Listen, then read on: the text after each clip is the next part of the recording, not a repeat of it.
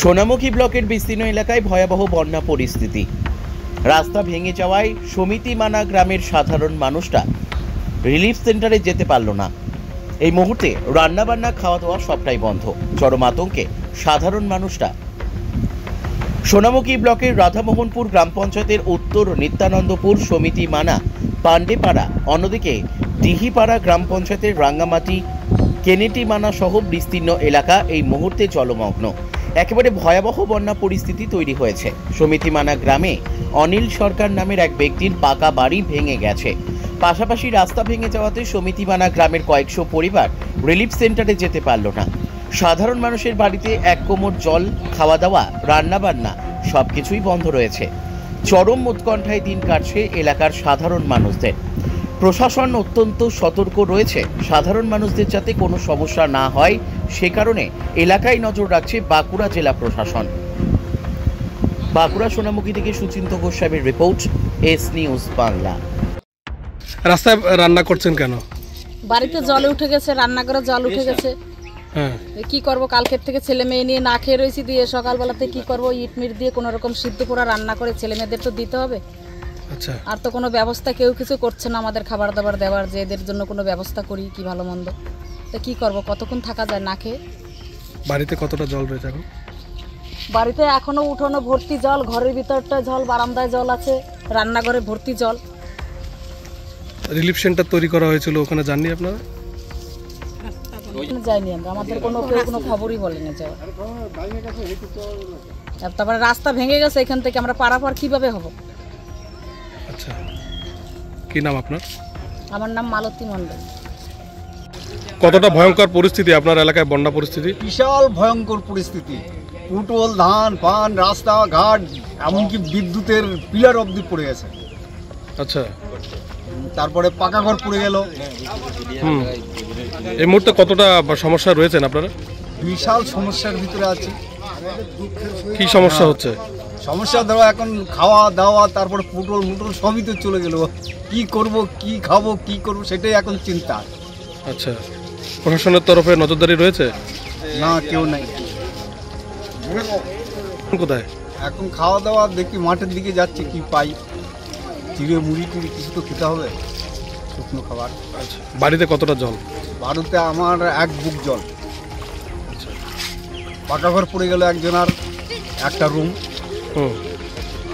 কতটা আতঙ্ক রয়েছে এখন? বিশাল, এখনো বিশাল আতঙ্কে। জল কমার কোনো সিন নেই। এখন কি জল বাড়ছে? হ্যাঁ, এখন জলটা একটু টান দিয়েছে দেখলাম। আপনার নাম? আমার নাম নরেশ রায়। এখন বন্যা পরিস্থিতি কতটা ভয়ঙ্কর আপনার এলাকায়? অনেক ভয়ঙ্কর। ফসল তো কিছু নাই, ঘর দুয়ার পরে দেবে। ঘর দুয়ার আমাদের নাই, তাই আমাদের বাড়িতে ঘরে জল। রান্নাঘরে খাবো নিতে নাই, আর রান্নাঘরে যে খাইবো ওরা নিয়ে কোথায় রানবো আমি চিন্তা করে রাখি। গ্যাস তো বাড়িতে নাই। আর তো ফসল গেছে, আর বাসার মতন পাতে বা দেখি না, কোনো রকমই বাসার মতন করতে না। বলা তো টান ধরছে, বাড়ির জল নামে নেই। আপনার এলাকায় বাড়িতে জল কতটা? আমার বাড়িতে জল আছে এতটা করবার, 100 টাকা জল আছে। এক কথা ঘরের জল উঠে গেছে, ঘরের ভিড়িতে জল।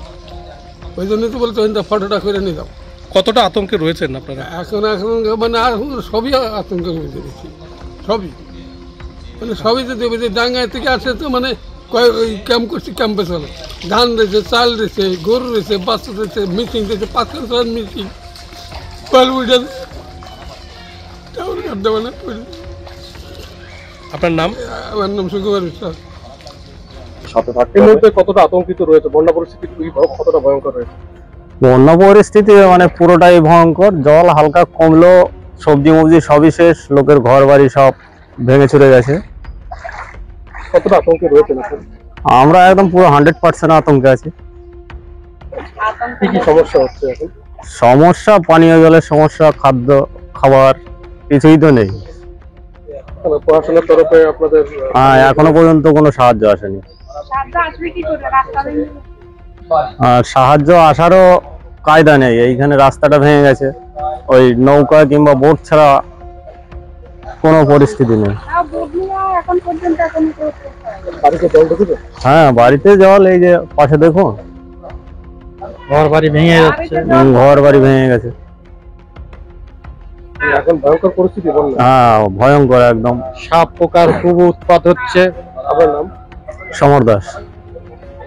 এই মুহূর্তে কি পরিস্থিতি আপনাদের? আমাদের তো পরিস্থিতি এই মুহূর্তে গতকাল সন্ধ্যে থেকে যে জল ঢুকছে, তারপর থেকে কোনো সরকারি সুযোগ সুবিধা আমরা তো পাইনি, কেউ খোঁজ খবর নিতে পারেনি। যখন জিজ্ঞাসা করছি কোনো প্রশাসনের থেকে কেউ আসছে না, বলছে রাস্তা ভেঙে গেছে ওই জন্য আসছে না। হ্যাঁ, এই ধরনের সবাই বলছে, ঠিক আছে। আর 24 সালে 78 সালে যে বন্যা হয়েছিল সেই বন্যা আমি দেখেছি। তো এই 24 সালের বন্যা 78 সালের বন্যার থেকে ভয়াবহ পরিস্থিতি। যেভাবে মানুষের সরকারি যে সুবিধাগুলো চেয়েছিলাম এই রাতের মধ্যে পাইনি কিছুই। আমরা খুব কষ্টে জীবনযাপন করেছি এই রাত্রি। কারণ প্রশাসনের তরফ থেকে তো রিলিফ সেন্টার করা হয়েছে, না করলেও আমাদের সঙ্গে কোনো যোগাযোগ হয়নি এই রাতে। আমরা তো সবসময় আমরা গ্রামে সবসময় তো আমরা রাত জেগে আছি, কারোর সঙ্গে আমার সঙ্গে দেখা হয়নি। রাস্তা ভেঙে গেছে, ওরা বলছে রাস্তা ভেঙে গেছে, আমরা কি করে যাব? কিন্তু রাস্তা ভেঙে গেছে, তার জন্য আমরা প্রস্তুতি নিয়েছিলাম যে আমরা যদি কেউ আসে তাদের আমরা পার করে নিয়ে আসবো। আমাদের ছোটো ছোটো যে নৌকোগুলো আমাদের ছিল সঙ্গে, আমরা পার করে আনতে পারতাম, কিন্তু আমাদের কেউ আসেনি। তারপরে কাল রাত্রে প্রতি বছর বন্যা হয়, বন্যা হওয়া চলাকালীন কিন্তু বিদ্যুৎ সাপ্লাইটা ভালো থাকে। এই বছর কিন্তু বিদ্যুৎ সাপ্লাইটা দেয়নি, এতে কিন্তু আমরা বিশাল কষ্ট পেয়েছি। ঘরবাড়ি তো ভেঙেছে। এই তো আমি এই যেখানে দাঁড়িয়েছি সামনে দেখতে পাচ্ছেন, এই যে 5টা রুমের একটি ঘর রাত 12টার সময় একদম সব নিয়ে ভেঙে পড়ে গেছে। আচ্ছা, মানে আপনারা কি এখন খাওয়া দাওয়া সব ঠিকঠাক আছে? খাওয়া দাওয়া কি, যা মর্মান্তিক ঘটনা হয়ে গেছে, খাওয়া দাওয়া তো এর মধ্যে কিছু মুখে ঢুকছে না, যাক রান্না করাও অসুবিধা হচ্ছে, আর খেতেও ইচ্ছে যাচ্ছে না। এই পরিস্থিতি আমরা আছি। বাড়িতে কতটা জল? বাড়িতে এখন আমার 1 গলা জল আছে, প্রায় 4.5 ফুট, 3.5 ফুট। আচ্ছা, আপনার নাম? আমার নাম মথুরা দাস।